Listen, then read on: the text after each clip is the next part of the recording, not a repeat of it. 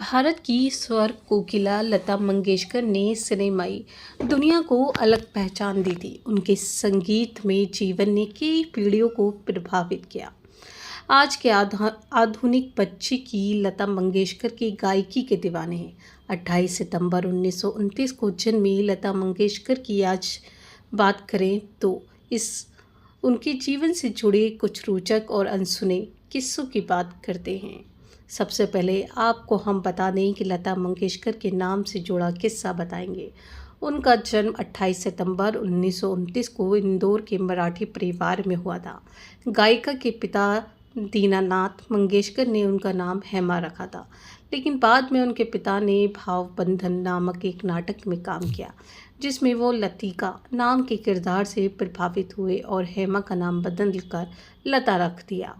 लता मंगेशकर ने एक इंटरव्यू में बहुत ही दिलचस्प बात का खुलासा किया था।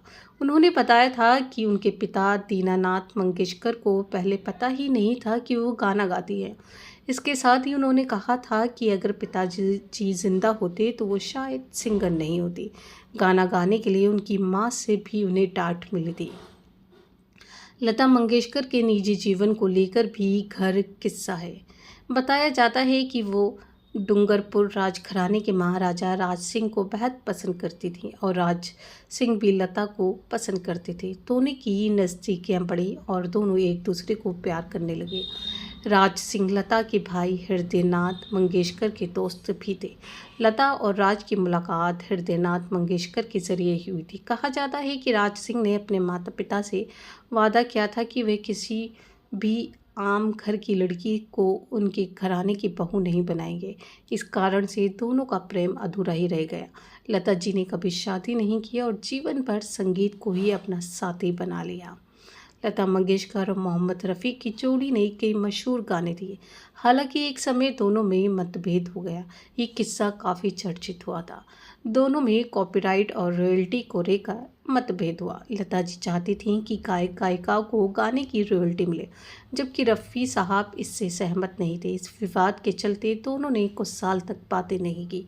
हालांकि बाद में अभिनेत्री नरगिस के कारण समझौता हुआ और दोनों ने फिर से साथ में काम के गाने गाए।